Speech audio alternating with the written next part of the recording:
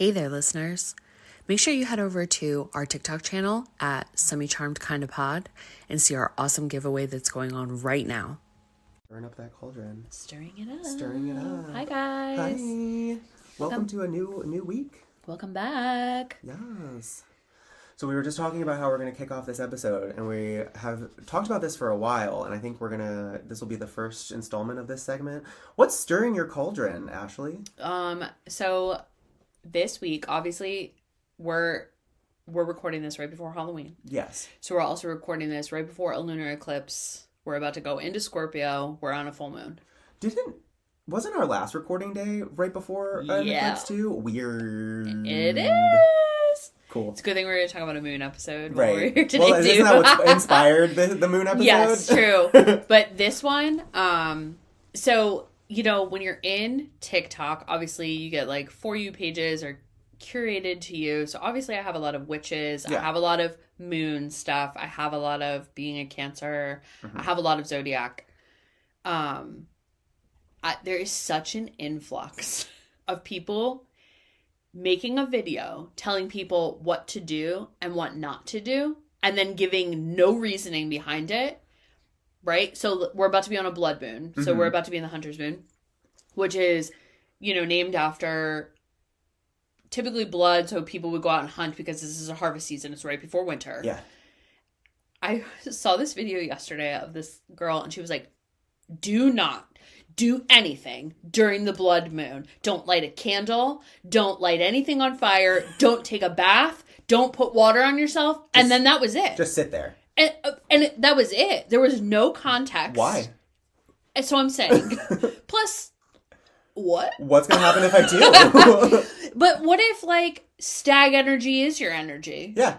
What does that mean? What if I feel so invigorated by this? So what bothers me the most about videos like that is those are the ones that go viral. They've got, 100,000 views, 19,000 likes on that video when I saw it. This person is immediately taken as an authority. Yes. And it's like, what does that even mean? Where did you even get, what's your source material? So people in the comment section, it went both ways. People were like, absolutely. Yeah. People were co-signing the shit out of her. You don't have to give me an excuse not to do laundry. Right. But people were also like, you're giving no context to this video. Like, right. What the hell does that mean? Why? So I don't deal with lunar eclipses because I'm a moon sign, right? My moon is in Cancer. You said that last time. You don't touch eclipses. Absolutely not, because I'm too emotional. Megan's told me the laundry thing about full moons before. Like, you're not supposed to do laundry on a full moon. Because of cleansing? Because usually we've told new moon. That's supposed to be a new moon type thing? Because Megan's my best friend, by the way, for the guys on the podcast. Shout out Megan! That was good. She aligns a lot of her house cleaning up with the moon cycle. Smart. Yeah. Sure. And because she says it just makes the energy of her house just vibe. Sure. And you'll see, we hear those damn sounds the beginning of every month on TikTok. Oh my God, see the cinnamon blowing in the door. Yeah.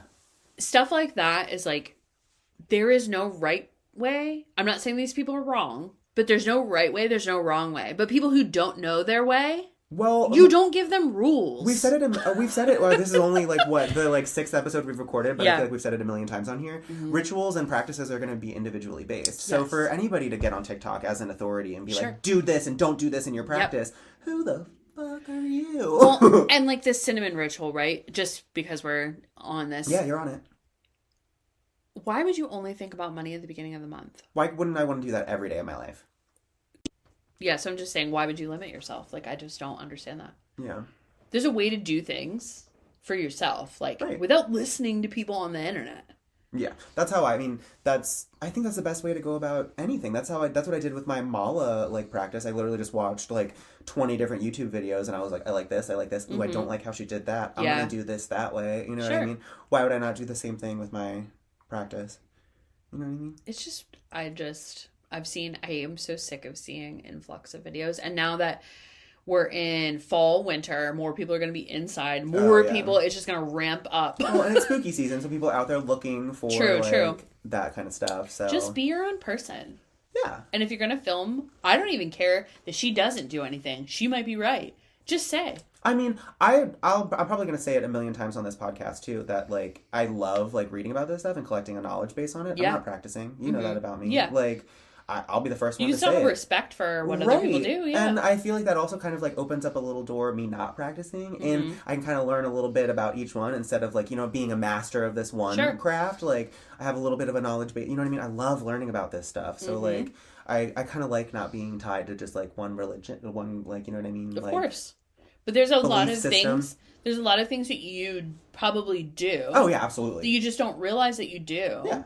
But I just want people to do whatever they want to do and not listen to everybody else. And if you do give advice to people, just give context. Yeah. And this is why I do this. This is why I do this. This is why this works best for me. And do research on the people that are telling you things, because I wish that TikTok had like a way of, once you find out somebody's a bad person, you could unlike all of their stuff. Oh, yeah. Because it makes me, like, cringe when you follow people, you like their stuff, and then they do something horrible, and then you're like, I've liked their videos, and I can't go back and unlike them. Like that one TikTok guy that was, like, the singer or whatever, and now he's, like, fled the country because he was, like... Who? He was, like, a kid toucher. And... What? Yeah! No. I can't remember his name. He's, like, some old guy. He was on TikTok? Yeah, I don't want to say his name. Okay. I'm not we're not trying to slander. After recording, you can I'll pull him up. Yeah, but he was like, like big on TikTok, and he was like he would just like sing poorly, like along with the songs. And you probably, as soon as I show you him, you're gonna know exactly what I'm talking about. I'm already disturbed. You're gonna know exactly what I'm talking about, because they will take, like, people would take clips of him singing and like green screen, like put him over like stuff, like singing poorly. You know what I mean? And then there was this like video where, like, because he put himself out there as like and please anybody correct me if I'm wrong, this is just like what I garnered from like my TikTok scrolling. He like put himself out there as like having like music connects like in the industry. So then, like, guess where I'm going with this? There was like this like 18, 19-year-old little like, I want to like be a music person.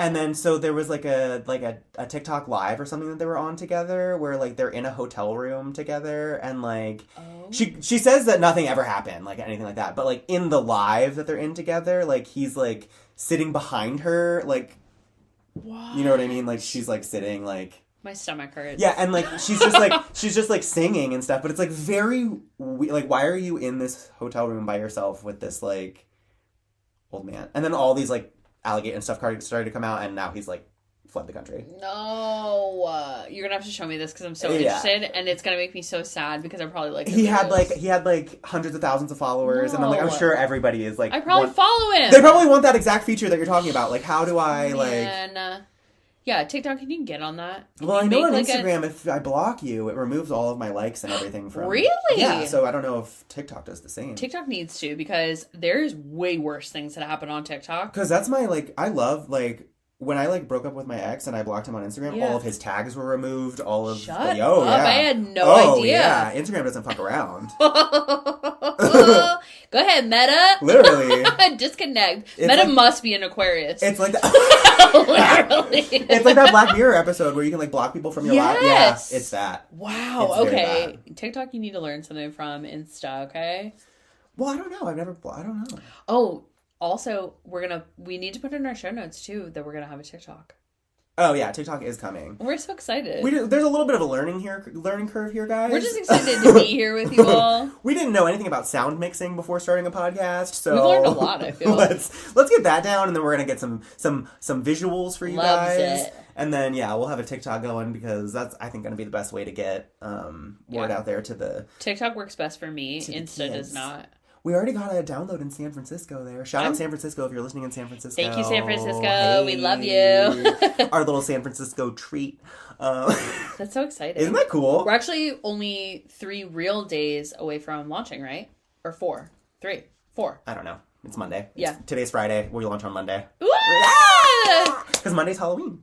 Oh, I'm so excited. I'm so excited. Yay. It's going to be so fun. So. What are you talking about? Nice segue. I said this earlier and you gave me a weird face.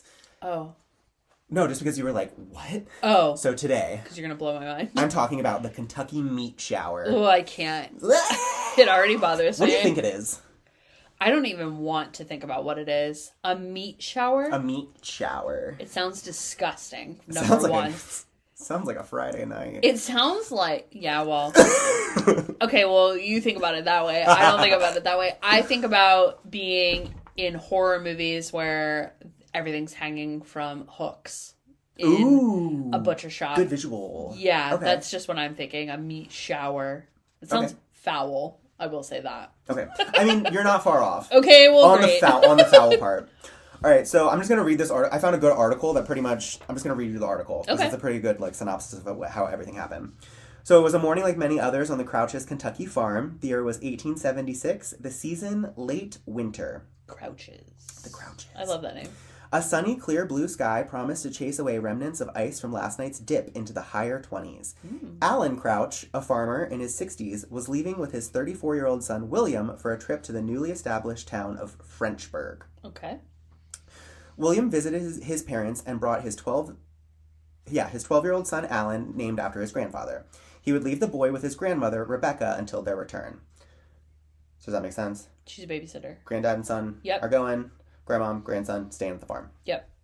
Alan and William waved as they left the farm, and Rebecca, with her grandson, went out into the farmyard to begin daily chores. And then the day turned into one unlike any other.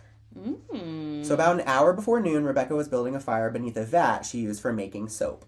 Alan was playing nearby when he suddenly exclaimed, "Hey, Grandma, it's starting to snow!" What? Rebecca and her grandson Alan headed for shelter as raw meat started to fall around them.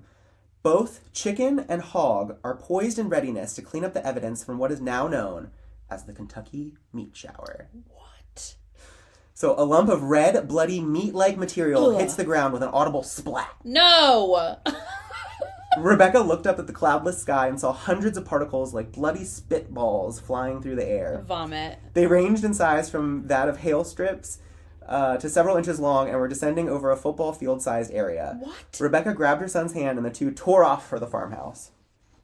So, a week later, during an interview with a reporter from the New York Herald, Rebecca confided that falling lumps of flesh shook her to her very core. Oh? She believed something terrible had happened to her husband and her son. No. Son. Yeah. That's her first thought, is like, these are my loved ones.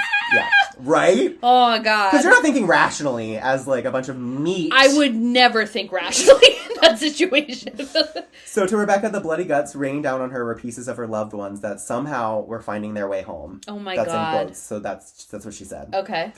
As extreme as this may seem, Rebecca's gory imagery could be based on her witnessing past horrors. Only 12 years prior, on October 19th, 1864, the Crouches farm, including adjacent farmlands, served as a battlefield for combat during one of the last cavalry battles of the Civil War. Wow. So she's seen some shit. Clearly. Yeah. So once inside the farmhouse, Rebecca, her grandson, and a school marm... I had to Google what a school marm was. Oh, yeah. Yeah. You know what it is? Yeah. What is it? They, like, shoo the children in and keep track of them. It's the school mistress. Yeah. Who was boarding with them, Miss Robinson, watched fearfully from a window. Robinson, a Bath County public school teacher, stayed with the Crouch household during the school year. She described the meat shower as falling in clumps and not evenly scattered like one would sow oats. Robinson left the house to get a better view of what was going on, but the carnal downpour had stopped when she got out to the farmhouse door. Looking about, Robinson saw meat hanging from briar bushes, fence rails, and lying on the ground. Ew. She also saw, with great surprise, the farm's hogs and chickens gobbling up the bits of flesh as fast as they could find them. No! And she added, they sure seem to like it very much. Oh! Yeah, because they'll eat anything. Rebecca stayed inside, refusing to leave the house until Alan and William returned from town. That's me. Yeah, she's like, I'm going to wait for the men to come home. For sure. I'd be in the basement. Yeah. So the Crouch's adult daughter, Sadie Crouch, was also in the farmhouse, but stayed in bed feeling too sick to leave it. Yeah. As a result, even though present, she missed what was soon to be named by the press as the Kentucky meat shower. So, okay. You're going to get to it, I'm We'll sure. get to it. Look. News about seemingly occult happenings spread like a viral aerosol. Of course, because they have nothing else to do. Curious neighbors and folks from the nearby town of Frenchburg began crawling about the farm. But unlike most claims having supernatural overtones, the Kentucky meat shower left behind enough evidence to fill a half bushel. Oh. What seemed to be raw flesh was lying on the ground and hanging from branches and fencing. A lump of bloody meat was even found inside a shoe someone had left outside on the farmhouse porch. Some visitors to the scene collected samples of the bloody tidbits, while others feared touching it.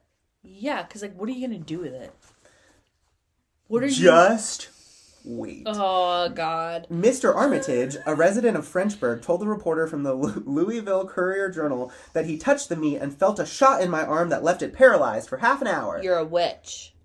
An emboldened few put small pieces in their mouths, chewing them to see if they could identify any flavor. What is wrong with these people? The butcher shop owner from Mount Sterling, identified by the Courier as Mr. Frisbee, tasted one of the alien droppings and declared, "I cannot tell what kind of animal it came from, but it is animal meat without a doubt." Ew. They just shoved this stuff in their mouth? Literally just picking up foreign These meat. people were dying of hay fever. Off the ground. You're just shoving anything in your mouth. You wonder why they're dying of hay fever? They're picking up foreign meat off of the ground. What is wrong with you? What if it was a human?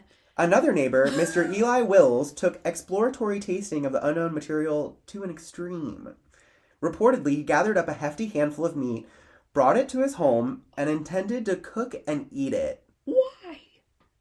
Will's family members, fearing the mystery flesh might be poisonous or even cursed, tried to talk him out of doing it. It came from the sky, brother. Nevertheless, Wills dug in his heels and would not abandon fulfilling his dream. He really wanted to eat People are sick. He wanted and to this proves grill this shit up. We just have more population on the earth now that normal people are We mixed just don't hear with about these this people. stuff. Yeah, it waters it down. Woof. So, several family members physically restrained him while another ran off with the meat to throw it in a place where they confidently knew he would not be able to go. Red flag. Red flag right Isn't there. that insane that, like, one of them was, like, so enthralled by the meat that his family had to restrain him. Ew. And then I have to run out of your sight line. That's a serious iron deficiency right there. Because what is wrong with you? Is something, right? Ugh. So I'm going to get to some potential explanations at the end. But I want to talk about two other instances of this happening. I just audibly shuddered. So this one's called Bloody Downpour in Tennessee. Ugh, you would. Sanguine showers have happened before and after the Crouch incident. 35 years before the Kentucky meat shower, a similar atmospheric anomaly occurred in Tennessee. So, while working in a tobacco field, two farmhands heard a rain-like puttering from the leaves of the surrounding plants. Ugh. The sky was cloudless and sunny. Looking down, they saw the tobacco leaves were blood-splattered, with small strips of flesh sticking here and there. What? The carnal scene stretched for hundreds of feet in all directions. What? The workers fled and fetched the plantation owner, Mr. F.M. Chandler. Chandler visited the location, gave the tobacco leaves a quick look over, and hurried off to gather a few others to witness what happened and help figure out how such a bizarre thing might have come about. Yeah. He and Mr. J.M. Peyton... Oh, wait, hang on. No, he returned with two well-known members from the nearby town of Lebanon, Mr. D.S. Drew and Mr. J.M. Peyton. They helped Chandler search the tobacco field and estimated the bloody tidbits covered a circular area about 200 feet across. The largest piece of flesh they found measured 1.5 inches long by 1/2 inches in width. So 1/2 inches in width. It seemed composed of muscle and fat and carried a rank odor. What? So there was only like one good like chunk. 200 feet is far. Yeah, but it's mostly just like blood. But still like... That blood splatter is a lot. And they're looking up at the sky like... What? There's no cloud. Like it's just like a sunny blue day. And there's just like rain. There's just like blood splattering around. This is blowing my mind. Right? Ugh. So it happened again in North Carolina. Of course it did. On a cloudless day, just before noon, a sharecropper in Chatham, North Carolina, Mr. Bass Lassiter, stood outside her home. No, Mrs. Bass Lassiter. Sorry, excuse me. Misgendering Lassiter. Jesus. Stood outside her home adjacent to a newly plowed field. She heard splattering sounds for about a minute, perhaps slightly longer, but felt nothing falling directly on her. Looking down, she saw the soil littered with small, bloody pieces of meat. Blech. She ran and told others living in cabins nearby. Curious neighbors visited the farm where the blood had just fallen, and a few collected samples to show others or to keep, hoping they would become religious relics. They're like, this is a religious event. Like, this is the body of Christ. Okay. Because that's normal, right? Meat is falling from the sky. If any blood would rain down from the sky, isn't that like even a plague? Blood? Yes. That's a bad place. The way I would you be running down my street in my skivvies, I would just shouting about the end times. Oh, yeah. I would be offing myself. There's no way. It would be over. So an unknown person brought pieces of the fallen flesh and bloodstained soil to two of the town's physicians, Dr. S.A. Holloman and Dr. Sidney Atwater, for their learned opinions. Unfortunately, neither Atwater nor Holloman recorded the identity of who collected the material from Mrs. Lassiter's farm or who brought the materials to the doctors. So they don't know who got it or who brought it to them. They're just like, we got it. Right? Don't be suspicious. Don't be suspicious. Literally. So Dr. Atwater, seeking a different opinion in assessing the collected substance, dropped off what he had at the laboratory of Francis Venable at the University of North Carolina. Unfortunately, the professor was occupied with another project and did not have time to check the samples until 3 weeks later. So just sat around for 3 weeks. What? However, when he did return to the specimens, he undertook the identification task with great diligence. Well, but... when he got around to it. I was going to say, it just blood rained from the sky and you didn't get to it. What were you doing? Yeah, but when I did, I was all about it. Okay. I was all about that meat. Wow. So Venable even visited the site of the bloodfall in Chatham 3 weeks later. By then, 3 weeks had passed, which included several rainfalls. So, because that makes sense. While there, he met with the bloody rainfall's sole witness, Mrs. Bass Lassiter, but even with her help, the two could not find any remaining evidence. Wow. So kind of just... yeah, because it's gone. Yeah. So we're going to get into some potential explanations. Okay. What do you think?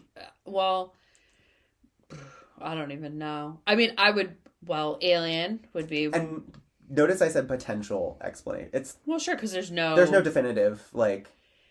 I know I would hope that it would be alien related if it happened to me. That's a theory. Then that's fine with me. I'd be okay with that. That it's if aliens. Somebody like tried to, strobe a cow up and it didn't work out and then it just poofed all over the atmosphere. Mm-hmm. But other than that... because those like cow mutilations where like pieces are missing. Yeah. But 200 feet is a long way. Well, and then the one that the episode is named after, like the actual incident in the Kentucky meat shower, like there were like, because these other ones are just like, you know what I mean? There's like, enough for multiple people to eat from. There was like a half bushel of actual like substance. These other two are kind of just like blood falling from the sky. Maybe we get like a chunk of something. This one was like somebody blew up like the meat department. And a bushel is 64 pints. So 32 pints. Ugh, that's a lot. That's a lot. Vomit. Yeah. Okay. I mean, enough for at least one guy to get an armful and run back home like, we hit the lotto. My brain would be only acceptable that it would be aliens. Nothing else. Mm. Or like, but they didn't have farm equipment back then like they do now. I would think maybe an animal got in a farm piece of machinery. And what? It's just like spewing across the farm. That would be what I would think. But you would see where there would be like bloody machinery. You'd hear it, I would think. Yeah, there would be evidence. You know what I mean? Yeah. You'd go to use the machinery and be like, "Oh shit, Bessie fell in." You know what I mean? Yeah. Okay, so potential explanations. So writing in The Sanitarian, Leopold Brandis identified the meaty substance from the Crouch incident as nostoc, a type of cyanobacteria. Okay. So the reason that he thought this, nostoc expands into a jelly-like substance during rainfall. So he was thinking that this is like a bacteria that was already on the ground. It rained, and then it like this like jelly-like substance like like formed. But what about the meat? That's what he's saying. The meat is this like jelly-like substance that formed. You can't see the difference. However, another researcher noted that no actual rainfall was present during the Kentucky meat shower. It also doesn't explain Rebecca saying that, like, there was, like, plopping meat, like, meat was plopping down from... and people like, were eating it. It was, like, splatting down, you know what I mean? So, like, a butcher would know the difference. Like, a butcher ate. Like, if it was, like a cluster of bacteria, yeah, multiple people ate it. The farm animals were, like, gobbling it up. Blech. And that's the thing that makes me kind of, like, when that one guy was like, I touched it and it paralyzed my arm. It's like, well, all those farm animals were fucking eating it and they were fine, so... And you had a butcher eat it and he knows and he was what like, it tastes like meat. I don't know what, but it's some kind of animal. Ew. Like, you know what I mean? So that it's an interesting explanation, but I don't think that it's the explanation. Okay. Right? Okay. So another it's a hoax. A lot of people think that it's The hoax. Because a neighbor claims that Rebecca wanted to sell the farm, but Alan didn't. Oh. And who wasn't home? Alan. But the daughter was? Or the other kid? The farmhand. The school marm was. Yes, you're correct. So the neighbor suggested that Rebecca planted the meat around the property to frighten Alan into moving. So that's just a potential explanation. Okay. But again, we have people watching this meat fall from the sky, because you're right. The schoolmistress was like, I ain't fucking going out there. The marm's like on the roof, like, chucking meat at people. So a bushel would be a lot to make that up. Like, that would be a lot. Well, and back then to just be wasting meat, like, just wasting that's food. A lot like, of I think work. even if I want to convince my husband to, like, I'm going to come up with another way that's, like, not wait. How long would that feed you? I'm assuming a while. Yeah. So the community has concluded that it was actually a pack of traveling buzzards who vomited up the meat as they flew overhead. Which actually has some weight to it. It does. Vomiting is really common amongst buzzards. Of course. When they need to. Owls, too. Sometimes buzzards, I was reading this, they will just, like, gorge themselves on a meal, and then if they want to get out of there quick, they'll literally just throw it all up so they can fly away really fast. That makes sense. Right? They're like, oh, I need to lighten myself real quick. I'm just going to throw this up. Wow. So I can fly away really fast. I mean, that does make sense. It's also a defense mechanism. Like, if like something is coming after them, they just vomit on it. They just throw up on it. I mean, that would make sense of the velocity of it, too, because of how far up they could have been. You want to know what else lends credence Not to really. This? It's kind of like a pack mentality. When one buzzard throws up, they all start throwing up. Oh? Like, it triggers, like, a pack reaction. Ugh. So if a flock was flying overhead and one... Ew. Then someone looks over and is like, oh, shit. Every time I see a Tudurkin in the sky from now on, I'm going to be like, don't do it. Isn't that crazy? That's disgusting. That's the most realistic explanation, is that, it was a pack of... Now, what lends, like, not credence to it is the meat didn't appear to be digested or anything. Like, it But how do they digest? They don't have teeth. They have stomach acid. But I mean, that's all they rely on is stomach acid. But if they just did it, you know. Yeah, but you'd think there would be some kind of, like, process. It just appeared to be fresh meat. It didn't appear to be digested or anything like that. Oof. But that's the one that seems the most plausible. Okay. So, Brandis, the guy with the Nothtalk theory, gave the meat sample to the Newark Scientific Association for further analysis, leading to a letter from Dr. Alan McLean Hamilton appearing in the medical record and stating the meat had been identified as lung tissue from either a horse or a human infant. What? The structure of the organ in these two cases being almost identical. No So it's, like, way. Apparently, I guess, really hard. It's, like, almost impossible to tell the difference between a horse lung and that of a newborn baby lung. Make that make sense. So the composition of this sample was backed up by further analysis, with 2 samples of the meat being identified as lung tissue, 3 as muscle, and 2 as cartilage. Ugh. So it was decidedly meat. It was definitely meat. What do you think happened? I don't know. I don't think any of those explanations are good. Would you like, those are the explanations, but I don't think that they're good ones. What would you do if you were out you were just walking down your driveway and a whole bunch of meat just came flying out of the sky at you? I can tell you I wouldn't go to work. I can tell you. Me too, yeah. I can tell you I'd be calling out of work that day. I would have an out-of-body experience, I feel. I would be violently screaming about the apocalypse. I mean, the whole thing is surreal, right? The whole, like... But I feel like the most realistic aspect of that story is Rebecca looking up at the sky being like, this is my loved ones. Like, I don't know why I feel like that would be my reaction, too. To have, like, a completely, like, irrational, like, emotional... Well, it's an irrational thing happening. You know what I mean? Like, I feel like that would be, like, my response. Like, oh my god, this is everybody I've ever known and loved, and just, like, raining around me. And then I would freak the fuck out. Seriously. Andre would find me in the fetal position in our basement. Before somebody would come along and be like, how did you reach that conclusion? Why is it your loved ones? Yeah, well, that is a weird way to, like, go straight to, oh my god, my kid. Because they had just left. But still, like... And they're not there. I would never think blood pouring from the sky was my husband. Because keep in mind, also in her words, it was them, like, finding their way home. Like, it was the pieces of them finding their way home. What church do you go to? I don't know. That is weird. Honestly, if I have to apply my brain to it and I'm going to answer it, I think it's a glitch in the Matrix. Okay. So you're one of those people. Absolutely. You just think we're living in, like, a simulation? Yes, but not like a computer simulation. I think we're living in, like, a simulation like of... a portal? I want to do a whole episode on this because it's backed up by Christianity. Because what do they say? First there was the Word of God, right? And what is... Do they say that? That's what they say, right? I know, yeah, you're right. First there was the Word of God. I don't know what they say. Don't get me started on this tangent. I know. I have so many tangents where I'm just like, there's going to be a whole episode dedicated to it, but I just want to talk about this real quick. Go ahead. So first they say there was the Word of God, right? Yeah. And what is, like, word? What is speech? What is it? It's sound. It's vibration, right? What is everything that we know? It's vibrations. That's all anything and everything is.